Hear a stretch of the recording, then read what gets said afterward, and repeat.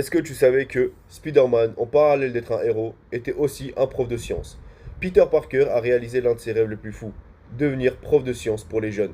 Il a réussi à enseigner sa passion pour les jeunes dans son ancien lycée, là où il est devenu le collègue de ses professeurs et aussi le prof principal et le prof de sciences de Flash Thompson, l'ancien élève qui l'harcelait tous les jours. Mais le plus dur pour Peter Parker, c'était sa vie de Spider-Man, car il devait faire le choix entre protéger les gens ou bien donner cours à ses élèves.